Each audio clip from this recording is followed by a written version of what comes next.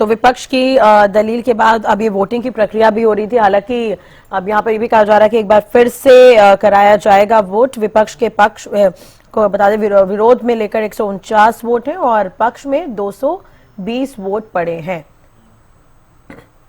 तो बिल स्वीकार करने के पक्ष में 220 वोट और विरोध में 149 वोट। एक देश एक चुनाव बिल के लिए यहाँ पर वोट डाले गए और इस पर वोट कराए गए। तो पक्ष में 220 वोट पड़े हैं और विपक्ष में 149 वोट पड़े हैं।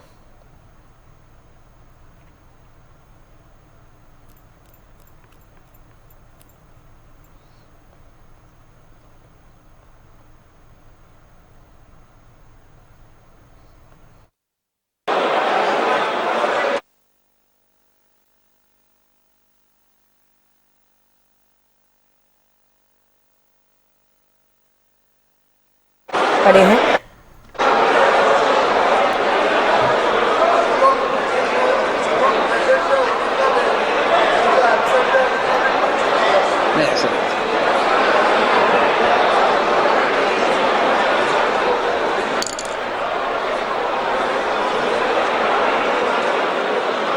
माननीय सदस्यगण प्लीज माननीय सदस्यगण, मैंने फिर आग्रह किया है, जिन माननीय सदस्यों को अपने मत को संशोधित करना है वही पर्ची लें, क्योंकि माननीय सभा विद्वान है, इसलिए एक बार और प्रयास कर लें।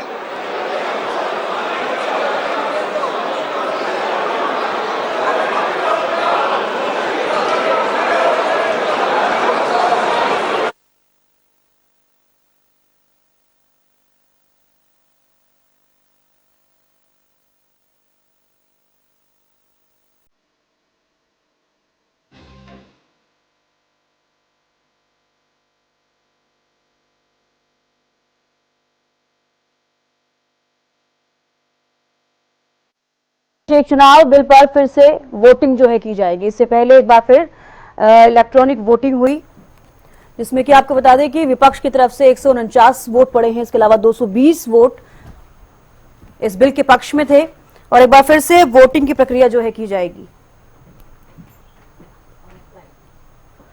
तो देखिए, एक देश एक चुनाव पर घमासान मचा हुआ है संसद में, क्योंकि ये बिल आज पेश किया गया, जिसके बाद से विपक्ष हंगामा करती हुई नजर आ रही है, क्योंकि इसके विरोध में है विपक्ष। अब ऐसे में इलेक्ट्रॉनिक वोटिंग की गई। वोटिंग के जरिए आपको बता दें कि 220 वोट जो हैं पक्ष में गए हैं। इसके अलावा विपक्ष की तरफ से देखा जाए तो 149 जो है वोट थे और इसके बाद एक बार फिर से वोटिंग की प्रक्रिया की जाएगी। तो एक देश एक चुनाव बिल पर फिर से वोटिंग होगी। बिल स्वीकार करने पर फिर से वोटिंग प्रक्रिया जो है की जाएगी।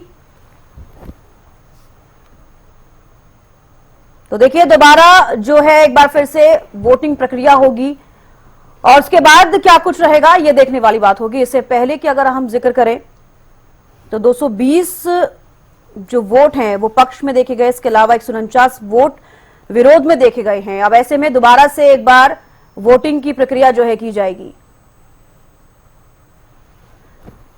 तो चलिए ज्यादा जानकारी लेंगे। अपराजिता हमारे साथ जुड़ गई हैं। अपराजिता, देखिए, इलेक्ट्रॉनिक वोटिंग हुई है इस पूरे बिल को लेकर और विपक्ष का जिक्र करें तो 149 वोट पड़े हैं विपक्ष की तरफ से और 220 वोट जो है पक्ष में गए हैं।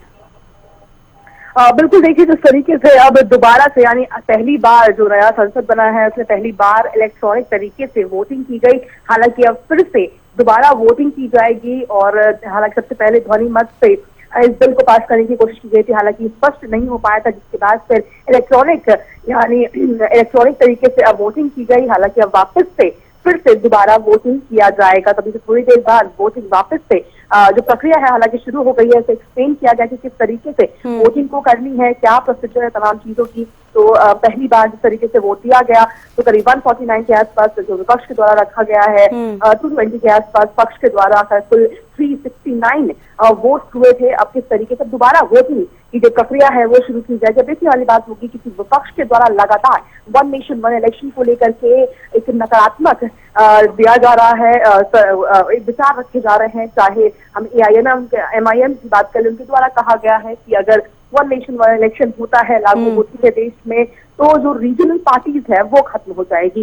वही कांग्रेस के द्वारा भी कहा जा रहा है कि महाराष्ट्र के इलेक्शन को लेकर कहा जा रहा है कि जब चुनाव इस तरीके से हो रहे हैं तो कहीं ना कहीं ईवीएम को लेकर के घपला हो रहा है, इस तरह की तमाम चीजें कही जा रही है। अगर वन नेशन वन इलेक्शन होता है तो डेमोक्रेसी खतरे में हो जाएगी। वही पक्ष के द्वारा जिस तरीके से अर्जुन राम मेघवाल के द्वारा कहा गया कि कई यानी चुनाव आयोग के द्वारा करीब 19 समथिंग में यानी 1968 के आसपास या 58 के आसपास जिस तरीके से इसे रखा गया था और तब से लेकर के अब यानी करीब कितने दशकों के चर्चाओं के बाद अब जाकर के इसे यानी नरेंद्र मोदी की सरकार के द्वारा इसे कैबिनेट से मंजूरी मिली, इसे सदन के पटल से पेश किया गया है। क्योंकि कांग्रेस का ये कहना था, विपक्ष का ये कहना था कि बिना चर्चा के इन चीजों को यहाँ पे ले आया गया है, जिसको लेकर के कहा गया कि कई दशकों से ये चर्चा में है और अब जाकर के ये चीजें यहाँ पर किया जाएगा। और जिस तरीके से हम हरियाणा के मुख्यमंत्री नायब सिंह सैनी को भी हमने सुना था, किस तरीके से उनके द्वारा भी कहा गया कि वन नेशन वन इलेक्शन होने से देश के लिए बहुत एक बेहतरीन चीज होगा, क्योंकि जिस तरीके से मोड ऑफ कंडक्ट लगने से जो काम है वो रुक जाते हैं। लगातार कहीं ना कहीं जो देश है किसी न किसी राज्यों में चुनावी मोड में रहती है, जिसकी वजह से जो दल है, जो वरिष्ठ नेता है वो व्यस्त हो जाते हैं, तो जो डेवलपमेंट होने हैं वो कहीं ना कहीं उसकी जो प्रगति है वो धीमी हो जाती है। साथ ही पैसे के लेकर भी कहा गया है कि जो एक फाइनेंशियल हेल्प भी कहीं ना कहीं मिलेगा, क्योंकि सभी इलेक्शन अगर एक साथ होंगे तो जो अलग अलग तरीके से जो पैसे लगते हैं वो नहीं लगेंगे, और साथ ही समय भी बचेगा, डेवलपमेंट काम भी बहुत ज्यादा जो बेहतरीन तरीके से होगा। और वही साथ ही ये भी कहा जा रहा है, जिस तरीके से विपक्ष के द्वारा कहा जा रहा है कि अगर एक साथ होता है तो रीजनल पार्टीज पे खतरा है, मगर देखा गया है कि जब भी लोकसभा चुनाव होता है तो साउथ कुछ स्टेट्स के जो चुनाव है वो एक साथ होते हैं, मगर तब भी देखा गया है कि जो रीजनल पार्टीज है वही चुनाव जीतती है। तो ये विपरीत में कहा जा रहा है कि जहां पर अगर विपक्ष के द्वारा कहा जा रहा है कि रीजनल पार्टीज खत्म हो जाएगी, तो ये एक उदाहरण दिया जा रहा है कि ऐसा कुछ नहीं है। जिस भी राज्य में जो भी काम बेहतरीन करता है उनकी ही सरकार आती है, इस तरह की चीजें पक्ष के द्वारा रखी जा रही है। अब देखने वाली बात होगी क्या कुछ चीजें रहती है। हालांकि वोटिंग एक तरफ हो रहा है, वहीं दूसरी ओर जेपीसी का भी गठन किया जा चुका है। अब देखने वाली बात होगी क्या कुछ चीजें रहती है, क्योंकि विपक्ष के द्वारा लगातार जब से ही कैबिनेट को मंजूरी मिली है वन नेशन वन इलेक्शन को लेकर के, तभी से लगातार विपक्ष के द्वारा सवाल उठाए जा रहे हैं। एक अपराजिता, लेकिन विपक्ष इसका कड़ा विरोध पहले से ही करती आई है। हालांकि आज ये बिल पेश किया गया और विपक्ष की तरफ से जेपीसी की ही मांग की जा रही है कि या तो इस बिल को रद्द किया जाए या फिर जेपीसी के पास इसको भेजा जाए। बिल्कुल देखिए, हालांकि जब जेपीसी की मांग विपक्ष के द्वारा रखी गई तो गृह मंत्री अमित शाह उठे और उन्होंने कहा कि मंत्री जी बताए कि जेपीसी का गठन किया जाए या नहीं किया जाए, क्योंकि अगर जेपीसी का गठन किया भी जाता है तो कैबिनेट को अगर फिलहाल की प्रोसीजर की बात करते हैं तो कैबिनेट से मंजूरी मिल चुकी है। कैबिनेट से मंजूरी के बाद से सदन की पटल पर रखा गया है, जेपीसी के पास जाएगा, जेपीसी में डिस्कशन हो गए, वापस से कैबिनेट के पास जाएगा, कैबिनेट से वापस मंजूरी मिल जाएगी, वापस सदन के पटल पर रखा जाएगा। तो कहीं ना कहीं समय इसमें व्यर्थ होगा और जो वही प्रोसीजर ही होना है। तो हालांकि फिर भी जेपीसी का गठन किया गया है और क्या कुछ चीजें अब जेपीसी की कमेटी क्या तय करती है, खुद में देखने वाली बात होगी। कौन कौन जेपीसी का सदस्य रहता है, क्योंकि विपक्ष पक्ष सभी जेपीसी की कमेटी के सदस्य होते हैं, तब किसे जेपीसी में डाला जाता है खुद में देखने वाली बात होगी। तो हालांकि दूसरी जो प्रक्रिया है वोटिंग की वो शुरू हो चुकी है। अब क्या कुछ रहता है वो खुद में देखने वाली बात होगी। हालांकि विपक्ष के द्वारा लगातार सभी विपक्ष के द्वारा, चाहे शिवसेना हो जाए, AIM हो जाए या फिर UBP हो जाए, तमाम सभी के द्वारा वन नेशन वन इलेक्शन को एक तरफ से नकारा जा रहा है। जी अपराजिता, आप बने रहिए हमारे साथ। ये फिलहाल बड़ी जानकारी आपको यहाँ पर दे रहे हैं कि देखिए, बिल स्वीकार करने पर फिर से वोटिंग प्रक्रिया शुरू हो गई है।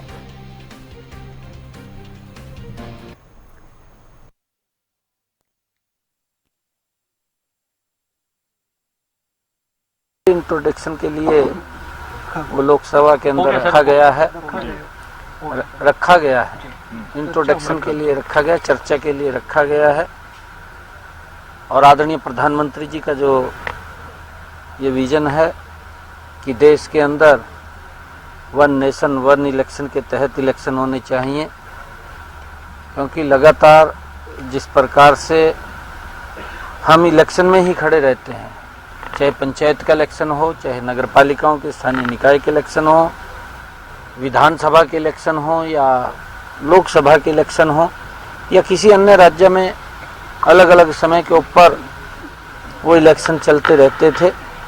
खर्चा भी ज़्यादा होता था, क्योंकि पूरी ताकत पूरी मशीनरी लगती और खर्चे के साथ साथ विकास में भी धीमापन आता था, विकास की गति भी नहीं बन पाती थी। इससे दोनों कामों में संतुलन आएगा, काम भी गति से होगा। काम तो गति से होगा ही, परंतु हमारा समय भी बचेगा, हमारा पैसा भी बचेगा, जिस पैसे को और समय को हम विकास, इस भारत के विकास के अंदर उसका सदुपयोग कर पाएंगे। ये आदरणीय प्रधानमंत्री जी का जो विजन है वो सराहनीय है, उसकी हम पूरी प्रशंसा करते हैं। और इसके ऊपर जो वन नेशन वन इलेक्शन वो मिलकर के सभी ने चर्चा करके उसको पास करना चाहिए, इससे देश को लाभ होगा। कांग्रेस विरोध कर तमाम सांसदों के साथ आपकी बैठक हुई थी सर, क्या कुछ चर्चा उस बैठक में हुई? देखिए, कांग्रेस पार्टी जो भी अच्छे काम होते हैं उनका तो विरोध कांग्रेस पार्टी की डिक्शनरी में लिखा हुआ है। वो सबसे पहले आकर के उसका विरोध करना, प्रशंसा नहीं करनी। आदरणीय मोदी जी ने पिछले 10 वर्षों में देश में अगाध काम किए हैं। जितने काम कांग्रेस ने 55 सालों में नहीं किए, मोदी जी 10 सालों के अंदर डबल इंजन की जहां जहां सरकारें भी रही हैं वहां प्रदेश में भी और देश में भी गति से काम हुआ है। आज लोग उस बात की चर्चा। तो देखिए, आज आपको बता दें कि लोकसभा की कार्रवाई के दौरान केंद्रीय कानून मंत्री अर्जुन राम मेघवाल ने ये बिल पेश किया, वन नेशन वन इलेक्शन, जिसके बाद से विपक्ष हंगामेदार रहा। उसके बाद देखिए, सीएम नैब सिंह सैनी का भी बयान सामने आया है और इस बिल की प्रशंसा करते हुए नजर आए। ये सराहनीय कदम है प्रधानमंत्री नरेंद्र मोदी का, ये भी कहते हुए नजर आए। अपराजिता हमारे साथ बनी हुई है। अपराजिता, देखिए, सीएम नैब सिंह सैनी भी कहते हुए नजर आए हैं कि अगर ये बिल पेश किया जाता है, अगर इसमें सहमति होती है तो कहीं ना कहीं देश को लाभ होगा, पैसा बचेगा, समय बचेगा, कहीं ना कहीं देश तरक्की करेगा इसको लेकर। बिल्कुल, देखिए, जिस तरीके से कैबिनेट, केंद्र कैबिनेट के वन नेशन वन इलेक्शन पर बनाई उच्च स्तरीय कमेटी है, जिस कमेटी में राजनाथ सिंह, रक्षा मंत्री राजनाथ सिंह है, अर्जुन राम मेघवाल है, किरण रिजिजू उस कमेटी के सदस्य हैं, जिससे मंजूरी मिली है। और देश भर में तभी से एक बहस छिड़ गया था, क्योंकि देखिए, मोदी सरकार का जो विश्वास है कि वन नेशन वन इलेक्शन, और हमने सुना भी मुख्यमंत्री नारायण सिंह सैनी को जिस तरीके से उनके द्वारा कहा गया कि विश्वास है कि चुनाव में जो प्रक्रिया है वो सुधार होगा, एक बहुत बड़ा कदम है वन नेशन वन इलेक्शन। लेकिन विपक्ष लगातार सहमत नहीं नजर आ रही है, लगातार विरोध किया जा रहा है, चाहे वो संसद के बाहर हो, संसद के अंदर हो, या फिर प्रेस वार्ता कर करके जिस तरीके से असहमति जताई जा रही है वन नेशन वन इलेक्शन को लेकर के। और साथ ही कई नेताओं के द्वारा ये भी कहा जा रहा है कि पहले ईवीएम हटाओ, जिसके बाद फिर अब वन नेशन वन इलेक्शन की बात करो। तो तमाम हम देखने को मिल सकता है कि सभी जो विपक्ष पार्टी हैं कहीं से भी सहमत नहीं है। वहीं मोदी कैबिनेट की, मोदी सरकार की और जो सरकार जो पक्ष पार्टी है उनका कहना है कि एक बहुत बड़ा कदम है, एक बहुत बढ़िया कदम है। और हालांकि जिसका जिक्र भी किरण रिजिजू के द्वारा भी कहा गया कि अगर वन नेशन वन इलेक्शन सही नहीं है, अगर ईवीएम सही नहीं है, तो कांग्रेस पार्टी यानी जवाहरलाल नेहरू जो हमारे पहले प्राइम मिनिस्टर रहे हैं, उनके समय की भी उन्होंने एक जिक्र किया कि तब भी एक साथ जो चुनाव होते थे तो उस समय क्या वो संवैधानिक नहीं था, क्या उस वक्त वो चीजें सही नहीं थी। तो अब किन्हीं कारणों की वजह से अब अलग अलग चुनाव होने लगे, तो उन चीजों को वापस करने की आवश्यकता है। ये चुनाव आयोग ने इन चीजों का डिसीजन लिया था जो कई दशक किसी के ध्यान में नहीं रहा। अब जाकर के प्रधानमंत्री नरेंद्र मोदी की जो कैबिनेट है उन्होंने ये डिसीजन लिया है और बेहतरीन ये डिसीजन है, जिससे बहुत ज्यादा जो संपत्ति, जो काम है, जो डेवलपमेंट है, संपत्ति है, कई चीजों से हर एक तरफ से अगर देखा जाए तो वन नेशन वन इलेक्शन बहुत बेहतरीन, जो भारतीय जनता पार्टी का कहना है, ये दल का कहना है कि वन नेशन वन इलेक्शन बेहतरीन एक उदाहरण होगा कि डेवलपमेंट का, और काफी इससे देश को काफी एक अच्छा हम कह सकते हैं कि डेवलपमेंट रहेगा वन नेशन वन इलेक्शन। तो लगातार ये चर्चाएं चल रही है, देखने वाली बात होगी, क्योंकि देखिए कई चीजें अगर वन नेशन वन इलेक्शन जिस तरीके से वोटिंग यानी दूसरी प्रक्रिया हो रही है वोटिंग की, और जिससे नहीं यानी इलेक्ट्रॉनिक के तरीके से अगर वोटिंग नहीं करनी है तो उनके लिए भी है कि वो बैलेट पेपर से यानी अभी वोट कर सकते हैं पेपर के जरिए। तमाम चीजें प्रक्रिया चल रही है। हालांकि देखिए ध्यान देने वाली बात यह है कि अगर ये पास हो जाता है तो अगर दिल्ली की हम बात कर लेते हैं, अगर उत्तर प्रदेश की बात कर लेते हैं, उत्तराखंड की अगर बात कर लेते हैं, तो चुनाव यानी जो लोकसभा के अगले चुनाव है वो 2029 में होने हैं। उत्तर प्रदेश उत्तराखंड की अगर हम बात करते हैं तो चुनाव 2027 में होना है।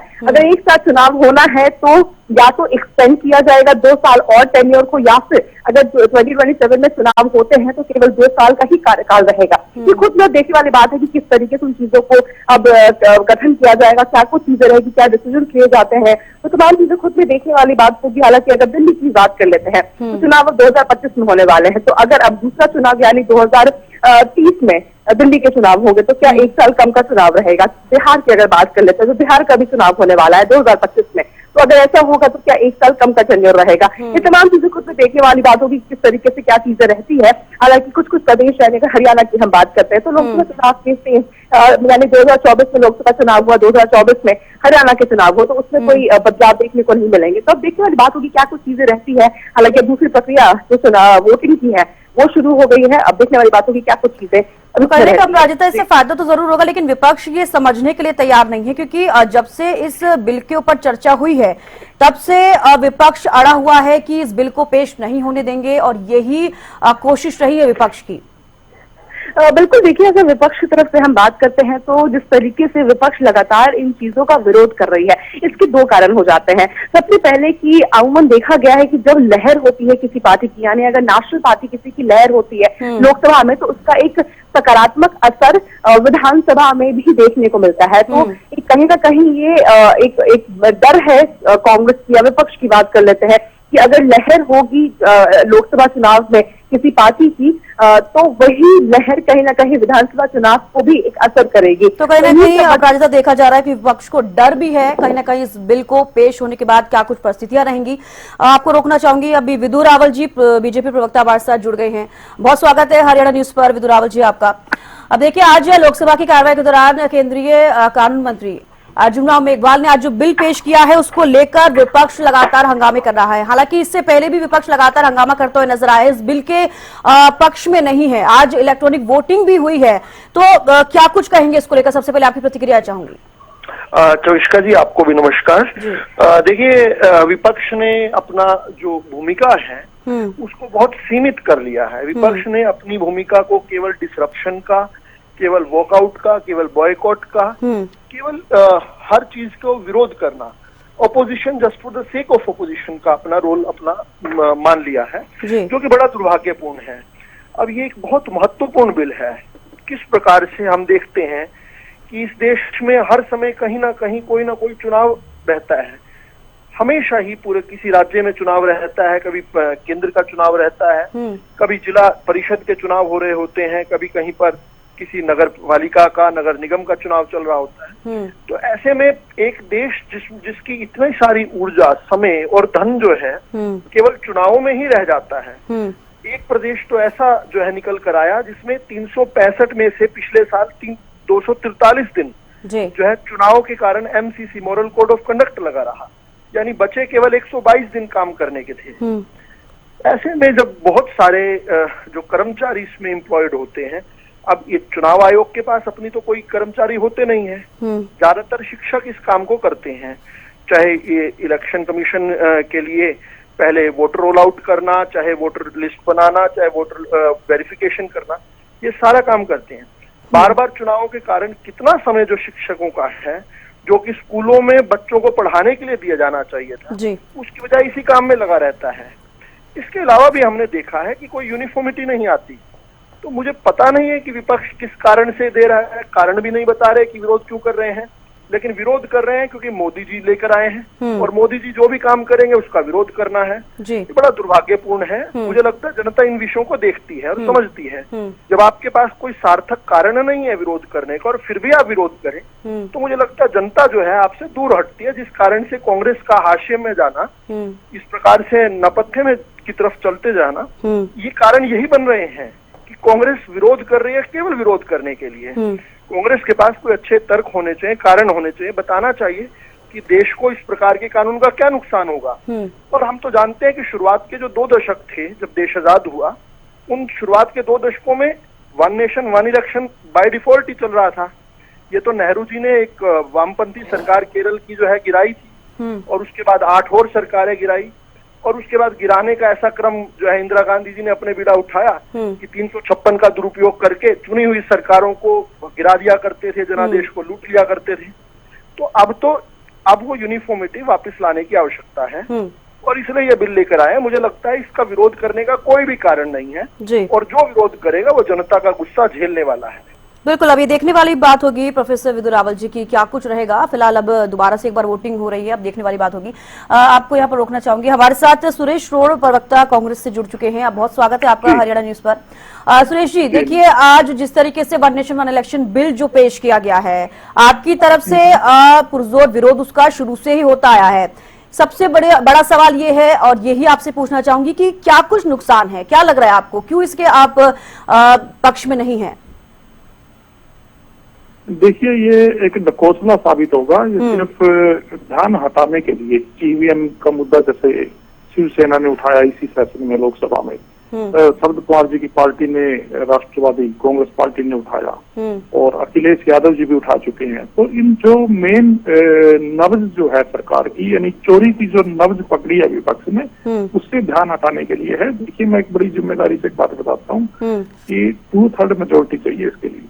ना लोकसभा में 2/3 मेजोरिटी है श्री नरेंद्र मोदी जी की सरकार की, ना राज्यसभा में।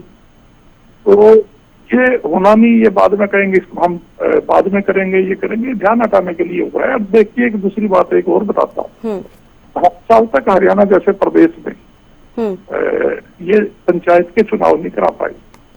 2.5 साल तक जो सरकार, डबल इंजन की सरकार बोलते हैं अपने आप को, खट्टर जी थे, अब तो नायब सिंह सैनी जी भी आ गए।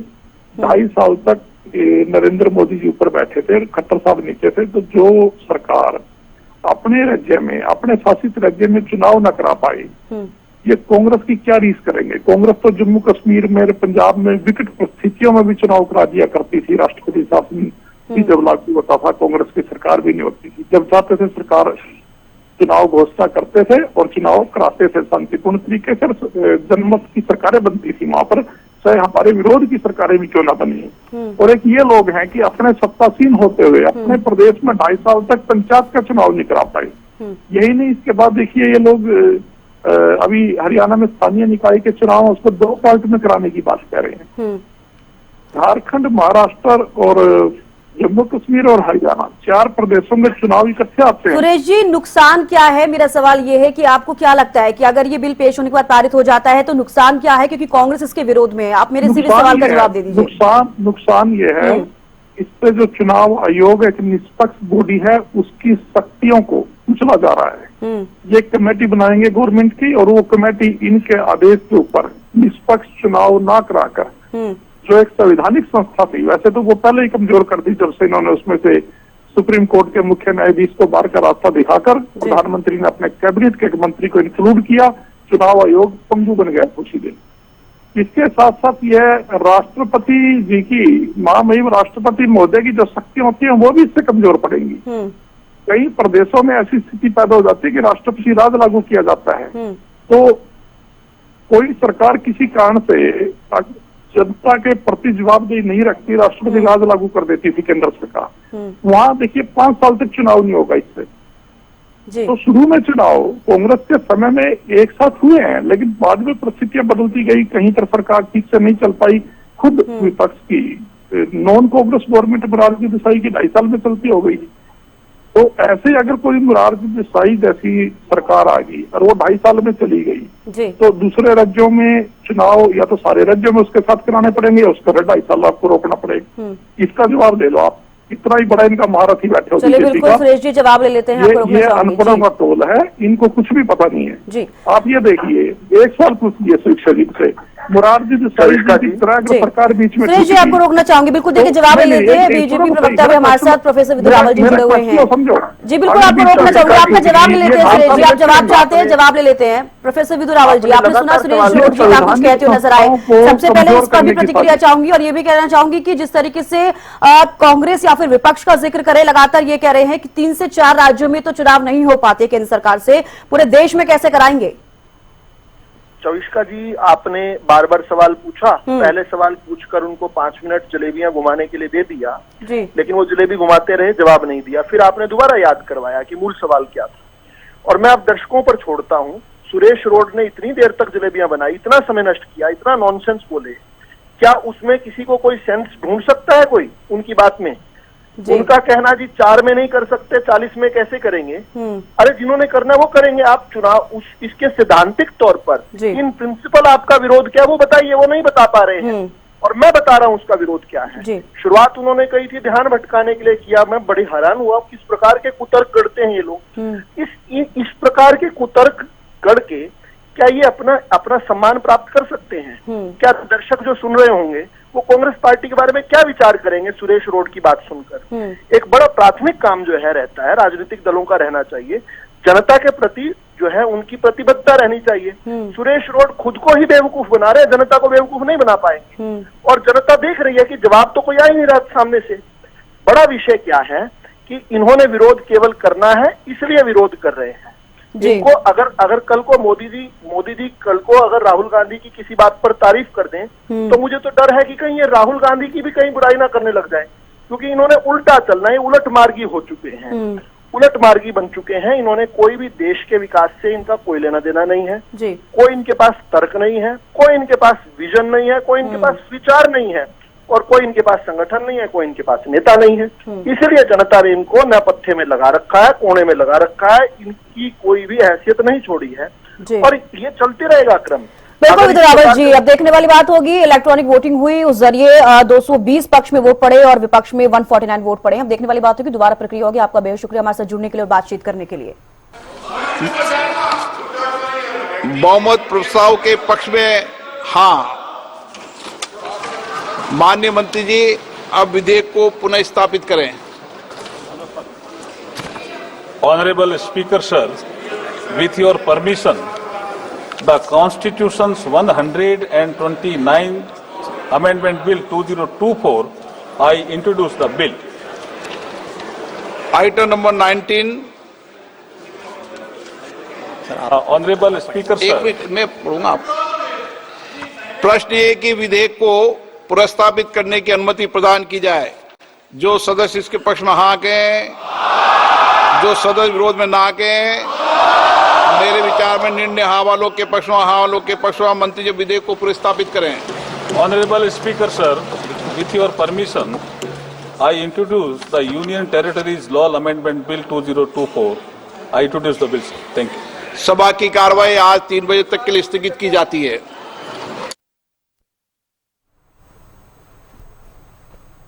तो देखिए